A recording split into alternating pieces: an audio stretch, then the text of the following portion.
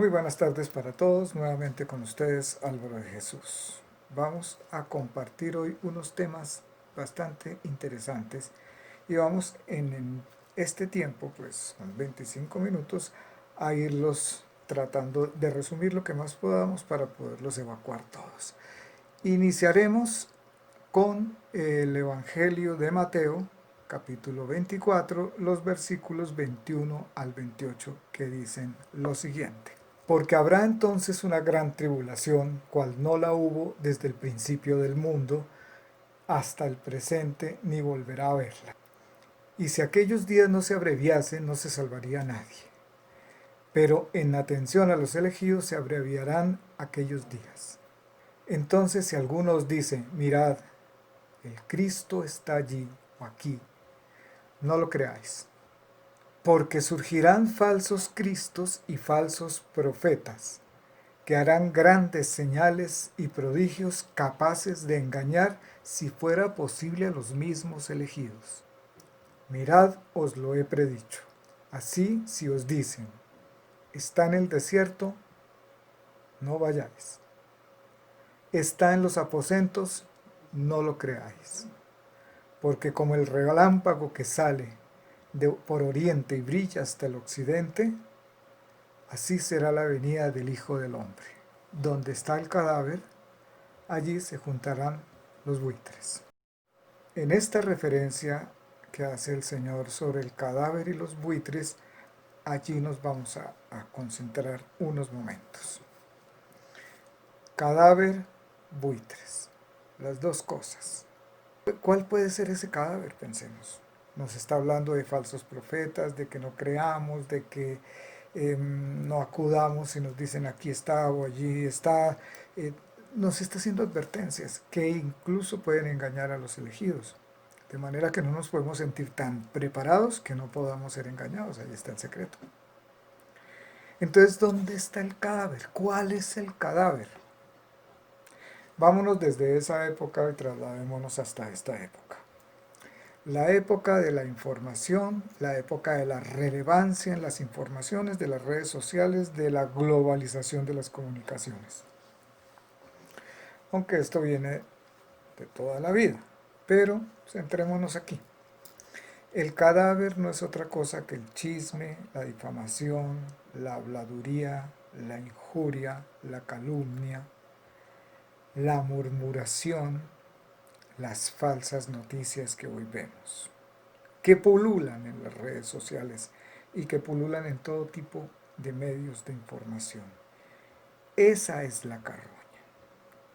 Los buitres son los que acuden a comer de esa carroña. O sea, a los que les gusta la difamación, les atrae el chisme, les fascina el escándalo, ayudan a promoverlo, hacen cuanto pueden y cuanto intento sea posible dentro de sus posibilidades y sus escritos y sus compartires y el de formar un huracán de donde no lo hay. De allí surge todo este escándalo que se ha generado a raíz y en torno a algunas declaraciones, por ejemplo, hoy del Papa Francisco. Pero vamos a hacer un recuento de otros papas anteriores al Papa Francisco. Pero bien, si examinamos un poco hacia atrás, por ejemplo, vamos a partir de Pío XII para acá, pero hagamos una reflexión un poquito a los papas anteriores. Si ustedes recuerdan la conversación anterior a esta que tengo ahora con ustedes, hablamos de Francisco de Asís, hicimos una comparación con Lutero, en el sentido de reformadores, o sea, de carismas que surgen dentro de la iglesia. Francisco de Asís fue un carisma que surgió en un momento de la iglesia y Lutero fue un carisma desperdiciado que surgió también dentro de la misma iglesia, desperdiciado por él y por la iglesia. Hay una cantidad de componentes que nos llevarían a pensar por qué razón el Papa Francisco dijo que Lutero era un testigo del Evangelio. Eso es un tema que otro día trataremos. Bien, el papado se fue convirtiendo lentamente a través de los tiempos desde su inicio en una especie de reinado, un imperio. La iglesia se convirtió en un imperio. Si ustedes, si nos vamos y vamos a ver algunas imágenes aquí de papas en los que se veía, por ejemplo, esto de la tradición de la silla gestatoria, del trono del papa, de los abanicos, de, la, de esa figura seria, acartonada, metida allá, ¿no?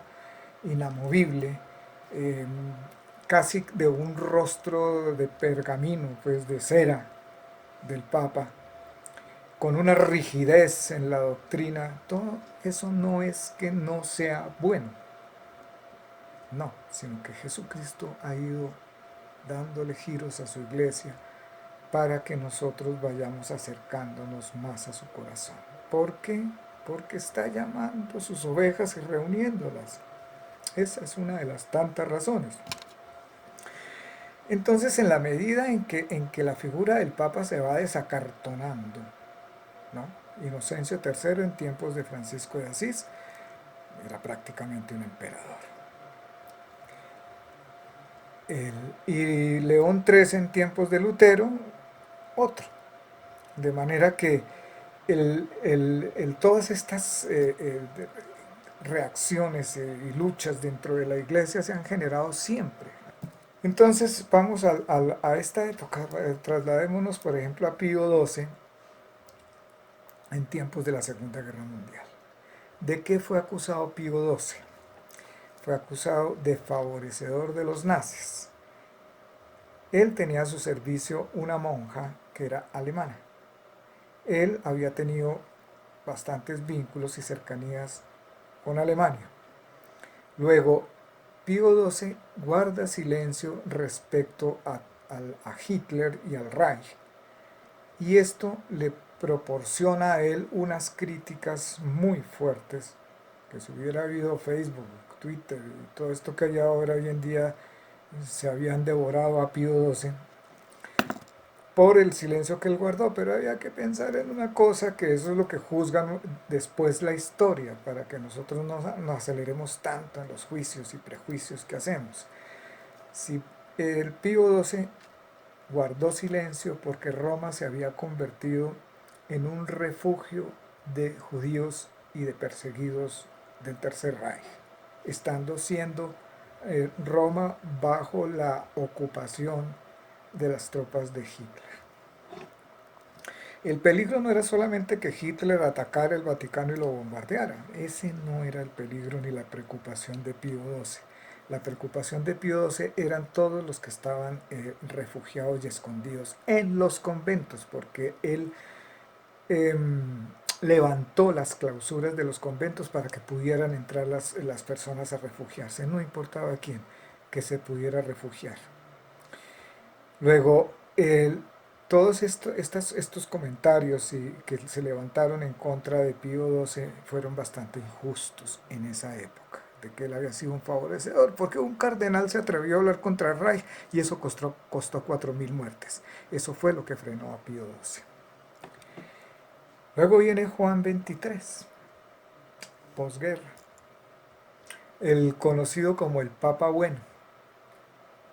Juan XXIII fue elegido por el Colegio Cardenalicio como un papa de transición. Dijeron, bueno, venga, mientras pasan todo esto que estamos viviendo del final de la Segunda Guerra Mundial y esta etapa de la época fría, elijamos un papa de transición. Lo eligen viejito, encima de eso aquejado de cáncer. Juan XXIII no tenía un prospecto de vida de largos años, un pontificado largo. Lo escogen a él y era un hombre muy bonachón, supremamente humano, campesino, entre otras cosas. Pero miren, entiendan una cosa, o entendamos. Se dice mucho cuando se habla de la elección de los papas, y más hoy en día cuando se hacen esos lobbies para ver quiénes son los papables, como si esto fuera un certamen de belleza, un casting para ver quién puede ser el papa. Relativamente lo es y no lo es, porque es que, vean una cosa, estos eligen, resuelven entre sus reuniones que hacían unos obispos con otros, unos cardenales con otros, elegir a Juan 23, pero Dios estaba pensando otra cosa. Ellos eligieron a Juan 23, sí. Lo pusieron como un papa de transición, pero Dios a través de Juan 23 comenzó a darle un giro a la humanización de la iglesia, a, a, a bajar a la iglesia lentamente, porque eso no Dios no dice, bueno, entonces vamos a acabar con la iglesia, manda fuego y arrasa el Vaticano y a todo el mundo y todas las cosas terribles que habían ahí de siglos y siglos y siglos de acumulación de cosas negativas dentro de la iglesia y de poder, sino va suscitando las personas que van generando los cambios. Suscita Francisco de Asís. Yo estoy convencido de que suscitó a Lutero. Lo que pasa es que ahí el diablo metió la mano. Las tesis de Lutero y los postulados de Lutero referentes al Evangelio eran muy precisos. Lo que no estuvo bien fue la fractura de la iglesia. ¿Por qué se fracturó la iglesia? Por muchas cosas que en otro momento comentaremos, pero al tema donde voy es que Dios es quien finalmente los va suscitando. Juan 23 los suscita en el momento de la Guerra Fría. Juan 23 inicia el Concilio Vaticano II, concilio que luego termina su sucesor, pero eso generó todos los resistencias posibles sobre Juan 23 de parte de los cardenales y de los obispos y de los que estaban alrededor de él, que estaban en desacuerdo con que hubiera un concilio diferente al que allá había existido, que era el de Trento, y a que hubieran cambios dentro de la iglesia. Entonces comienzan a surgir los comentarios del que entonces se va a venir el modernismo, entonces las herejías, y entonces sí, todo es posible. Pero lo que ellos no querían y que quería Juan 23 era que los obispos de todo el mundo se reunieran en un concilio para escuchar las necesidades de las regiones del mundo entero.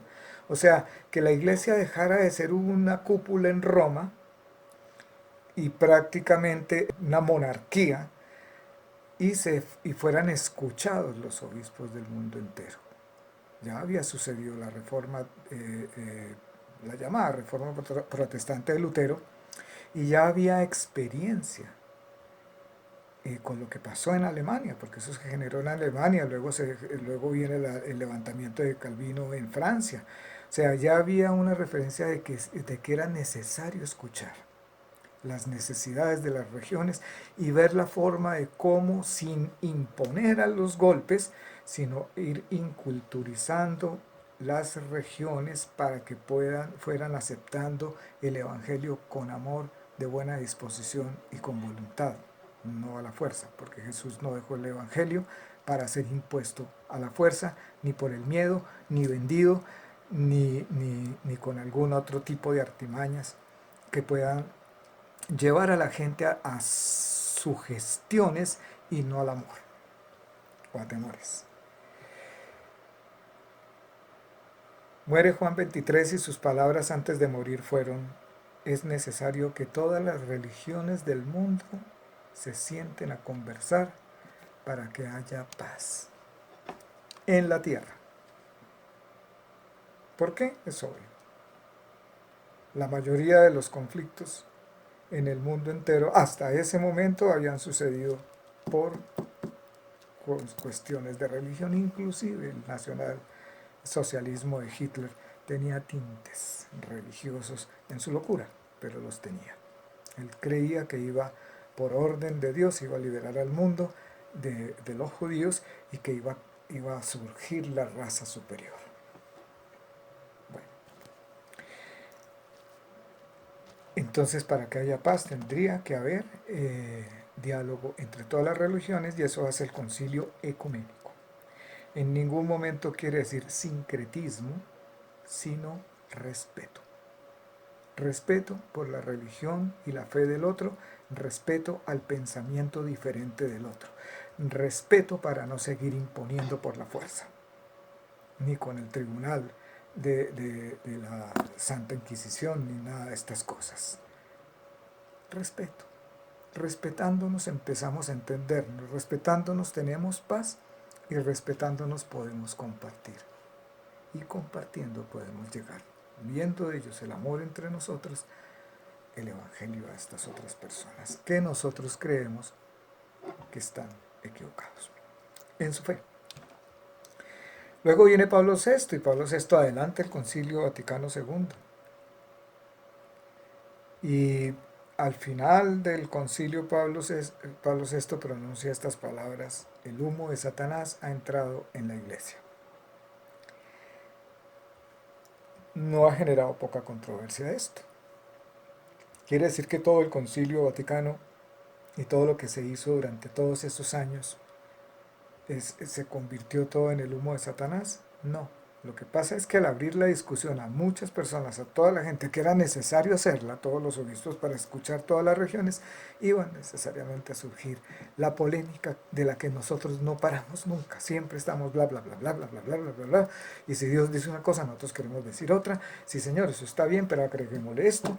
Ah, no, sí, Señor, como usted mande, yo hago su voluntad, pero espere un momentico, que es que aquí hay una parte de mi voluntad que me gustaría que usted también hiciera. Entonces, venga, negociamos el asunto.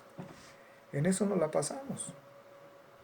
Entonces, se da por terminado, digámoslo así, prácticamente por terminado la misa tridentina con el sacerdote de espaldas y en latín, y se adopta el pensamiento entonces de Lutero cuando habla de traducir la Biblia a los diferentes idiomas en el mundo para que la gente pudiera entenderla. Lo mismo se piensa hacer con la liturgia. Pero entonces no nos vamos a meter allá en el fondo, porque aquí hay otra serie de temas que se pueden tratar y de comentarios que podemos hacer al respecto y que poco a poco los podemos ir evacuando. Sigamos adelante. Luego viene de Pablo VI Juan Pablo I, que dura muy poquito. Les aterró sus posturas que llamaron modernistas. No quiso colocarse la tiara esa redonda, ahora la miramos, y dijo que quería subastarla para darle el dinero de esa corona a los pobres.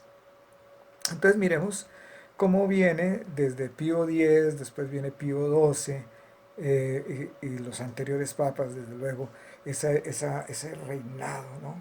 Se hablaba del reinado de los papas en la iglesia, a comenzarse a ir entrando poco a poco, en el querer de Dios, de Jesucristo, de que el Papa y la Iglesia el Papa sea un pastor y la Iglesia sea vista como una iglesia pobre para los pobres. Una iglesia que se da, que sale, que no vino a reinar. La Iglesia, el Papa no es un rey. Jesucristo no se dejó coronar en la tierra. De manera que el Papa no es un rey, el Papa es un pastor. Entonces los va enviando poco a poco, pero miren que no hace las cosas del totazo, sino va desarmando, poco a poco, para que no haya un choque tan transversal, que fue lo que pasó en la época de Lutero. Cuando Lutero finalmente que es excomulgado y él se va a refugiar, sus seguidores, los que ya habían apreciado sus tesis, lo que él se refería referente a la iglesia, se tomaron pues la revolución, y el pueblo no entiende esas cosas. Entonces más cerca de 200.000 muertos costó esa revolución de Lutero en ese momento. Pero no era Lutero el causante ni el que quería que sucediera, sino fue la gente la que lo hizo. Entonces lo mismo sucede ahora. Entonces, ¿qué? Vamos a tumbar el papado y vamos a acabar con todo y quememos el Vaticano. No es eso. Es ir transformando poco a poco en la medida en que vamos entendiendo. Por eso viene Juan Pablo I, después Juan Pablo II, Karol Wojtyła. ¿Con qué viene él? Con más cosas. Se abre al mundo. Es el Papa misionero, el viajero. Y no se encontró con poquitas resistencias. Las encontró en México, las encontró en Centroamérica, las encontró en Chile. hasta lo insultaron, lo acusaron de sincretista porque fue el primero en ir donde los indígenas y en recibirlos. Y decir, bueno, sí, miremos estos pueblos que conforman la nación indígena y miremos sus costumbres y hablemos de cómo podemos inculturizar la cultura de ellos con la nuestra para respetarlos, porque la conquista había arrasado con las culturas indígenas. Juan Pablo II habla de inculturización, no de sincretismo. ¿Qué es sincretismo? Sincretismo es hacer un amasijo con todo. No. Inculturación es respetar las culturas de ellos y poco a poco ir cambiando. Y eso se hizo en Grecia, lo hizo Pablo. Y se hizo con la comunidad de los corintios. Los griegos eran sabios, eran filósofos. Daban la pelea, la batalla, la discusión. Eso no se hizo de la noche a la mañana. Llegó Pablo y dijo, bueno, ahora todos los griegos son cristianos y listo, se acabó el problema. No, eso no fue así. Ni nos soñemos que eso fue así. Tuvo que haber unos debates muy grandes porque los griegos eran hombres de debate. La cuna de la filosofía está en Grecia.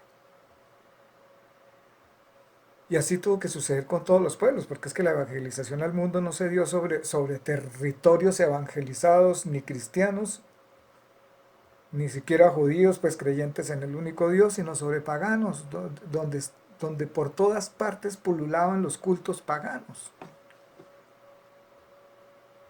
Entonces, ¿qué hubo que hacer en esas campañas de evangelización en esa época? Muchas cosas para que no hubiera una ruptura tan grande. Entonces, para esta época, la época que se viene ahora, en la que estamos nosotros inmersos, se necesitaba un misionero, Juan Pablo II, que fuera al mundo entero, porque se venía la globalización de las comunicaciones, la unión del mundo a través de la comunicación.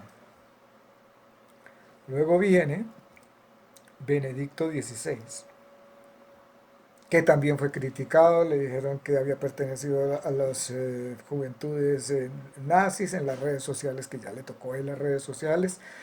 Le sacan su foto aparentemente del jovencito en las juventudes hitlerianas, lo acusan de Chucky, de que los ojos eran del diablo, que nazi. Pero Benedicto XVI, ¿qué vino a hacer? A procurarnos que todavía está vivo este Papa. Entre Juan Pablo II y Francisco vino Benedicto XVI a refrescar la teología, porque él es un teólogo, el Papa teólogo. Su pontificado fue corto, sus alientos no le alcanzaron para lo que se venía y se necesitaba que enfrentaran un mundo mucho más adverso y con unos problemas en la iglesia grandísimos. Entonces surge Francisco, el pastor. Para poder entender a Francisco se necesita meterse dentro de la personalidad de él, y hoy en día es muy fácil. Están todos los videos, las entrevistas. Es el papa de las entrevistas. Es el papa, digamos, el rockstar de los papas. El que se ha sentado con periodistas a hablar de tú a tú de sus pasados y de sus cosas, de sus pensamientos, de sus costumbres. Es latino, es argentino. Tiene costumbres latinas como nosotros. Toma mate, le gusta el fútbol. Es franco y se levantó en un país donde le tocó vivir, siendo hijo de inmigrantes italianos, que también les tocó vivir la Segunda Guerra Mundial y el éxodo de muchísimos europeos. Ellos vinieron a la Argentina a vivir como clase media baja, para que podamos más o menos entender. O sea, no eran ricos, habían perdido sus fortunas o lo que tenían pues en su país de origen. Y Francisco se levanta como un muchacho de clase media baja. Sin embargo, sus aspiraciones dentro de los jesuitas, cuando él sintió el deseo por el sacerdocio, lo llevan hasta ser el cardenal primado de Buenos Aires. Pero Francisco aprendió, siendo jesuita, a entronizar su corazón en el corazón de Francisco de Asís. Por eso escoge su nombre. Porque a través de las villas, que son los lugares deprimidos, como decir, los extramuros de Buenos Aires, donde está la gente más pobre en unas condiciones de miseria terribles, es allí donde Francisco comienza a conocer el dolor y el sufrimiento humano y la razón por la cual habría que acercar a Cristo desde la misericordia y el ven, yo te acojo, estoy contigo, me siento junto a ti y te escucho. Francisco nunca tuvo carro. Eso no es que él ahora se las quiere, como dicen, ¿no? Picar de que es muy humilde, ¿no? Él hizo un teatro en el papado de él. No, no, él era así, estudienlo. Viajaba en el metro, se sentaba con la gente común y corriente y en el bus. Y llegaba a pie a las comunas. Y nunca llegaba con las manos vacías porque él decía que no podía llegar a predicarle a Cristo, llevarle el Evangelio a una familia si no les llevaba algo de comer primero. Siempre habló de la iglesia pobre, habló a los jóvenes. No le gustaba el Vaticano, ni los corrillos del Vaticano, ni nada de estas cosas. Escúchenlo en las entrevistas. Eso no es ser papólatra, como muchos afirman. Es entender al Papa que tenemos para poder saber cuál es su pensamiento y de por qué está dirigiendo la iglesia de la manera como lo está haciendo. ¿Hacia dónde va? Para no de pronto terminar nosotros atravesándonos en la obra de Dios. Hay que pensar y reflexionar mucho en esto. Muy bien, entonces en este orden de ideas sigamos adelante con lo que nos ocupa esta época. Hemos dicho que en todos los anteriores épocas los papas han sido, desde Pío XII para acá, han sido duramente cuestionados, inclusive por la prensa, porque a Pío XII le sacaron hasta un meme de esa época con la monja alemana y entre otras cosas lo acusaban de que ahí había algo raro. Yo pensaba hacer un poquito más extenso esto, pero es que llevarlos a todos ustedes en este momento en que estamos hablando de estas cosas, a oler el aroma de la carroña, como que no es que me llame mucho la atención, de manera que vamos a tratar de pasar un poquito rápido por encima de la carroña, para no olerla. Entonces, dicen del Papa Francisco, por ejemplo, el Papa alienta unión civil para parejas homosexuales, un cambio de postura en el Vaticano. ¿Quién hace este titular de prensa? Lo hace una página que se llama Así Prensa, que se supone que es del Vaticano y que cuenta con una cierta credibilidad, una página que yo acostumbraba a consultar. Resulta que el periodista y el editor no toma en cuenta lo que el periodista hace. Por buscar audiencia, entonces jala que convierte la noticia en qué, en carroña, para llamar a quién, a los buitres. Entonces le cambia la palabra unión, le pone unión en lugar de decir convivencia. El Papa se estaba refiriendo a la convivencia de los homosexuales dentro del seno de sus familias, y cuando habla de crear leyes civiles para este fin no se está refiriendo a la unión civil para parejas, sino a leyes que protejan al homosexual en sus hogares para que no sean echados o expulsados de ellos, algo así como las leyes que han salido para protección de los ancianos, que no sean abandonados por sus hijos. Tienen derecho a estar en la familia, son hijos de Dios, tienen derecho a una familia, no se puede echar de la familia a nadie, ni hacer la vida imposible por ese género. Lo que tenemos que hacer es una ley de convivencia civil, que tienen derecho a estar cubiertos. Entonces dice, hay que regular esto, para que no sean expulsados, no sean discriminados, no sean echados a un lado. Entonces cambia la palabra convivencia por unión. Pueden ser similares, ¿no? Una pareja tiene una convivencia y la convivencia puede ser una unión. Ahí es donde está el secreto de la carroña, para poder generar todo este bochinche. Pero no, eso se pudo desmentir a través de la entrevista original que le concedió el Papa Francisco a una periodista mexicana. Por otro lado tenemos el escándalo que se genera alrededor de la encíclica Fratelli Tutti. Fratelli Tutti significa hermanos todos. De la traducción del italiano es hermanos todos. Entonces, claro, surgen otra vez los carroñeros y los buitres a decir que es que la encíclica es elaborada por los masones porque a los masones les gustó. ¿Cómo le parece? Y no solamente les gustó a los masones, les gustó también a los musulmanes.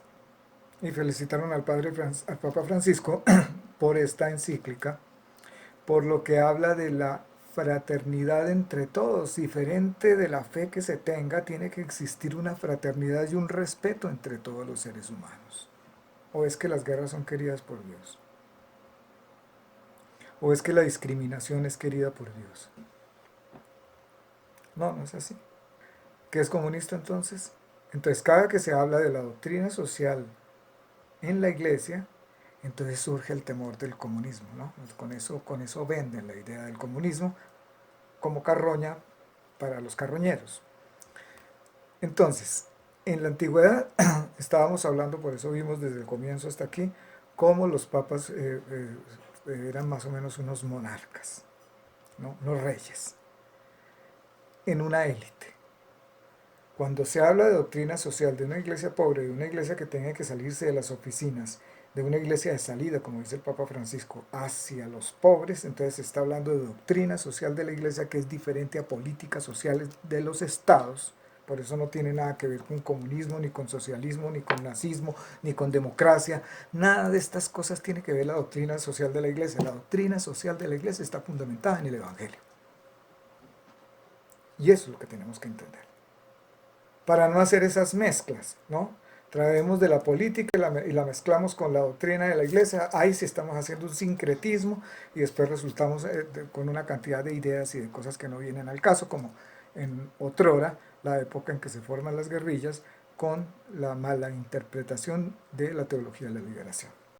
Bueno, no es difícil suponer que hay una cantidad de inquietudes en ustedes a raíz de todos estos temas que hemos tratado de una manera muy rápida, porque tenemos un tiempo muy limitado.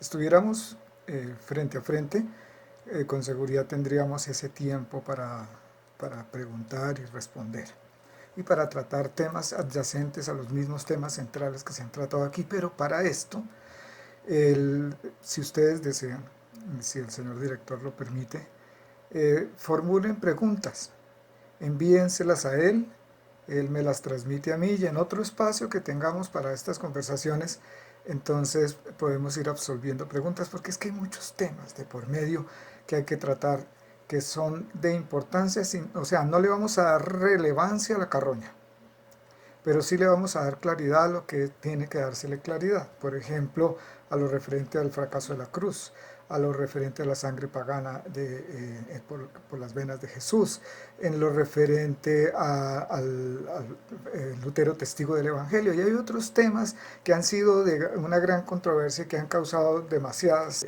dudas en muchos, porque no entienden bien el significado, digamos, no se paran, no se van a buscar el contexto de las palabras del Papa, sino se quedan en la palabrita. Y ahí, de ahí no salen, es como un corcho en un remolino. Entonces hay que ir a mirar un poquito más allá adelante. De manera que ahí está abierto el tema y está abierta la posibilidad, si ustedes lo desean, de poder ir haciendo segmentos cuando se pueda, cuando haya el lugar, sobre estos temas y irle dando claridad a ello. Obviamente yo no tengo todas las respuestas, pero sí he estudiado muy a fondo desde hace muchos años atrás al Papa Francisco, su personalidad. En otra ocasión les comparto un testimonio muy bonito de algo que sucedió cuando visité el Vaticano en el año 2017 y sobre un escrito que capitulé y publiqué que lo llamé Francisco, el Papa del Continente de la Esperanza. Recuerden que al comienzo hablamos de lo que dijo Juan Pablo II respecto a este continente. Pues de ahí es que surge este Papa que tenemos. El Señor está haciendo su obra en su iglesia. De manera que hay muchos temas que tratar.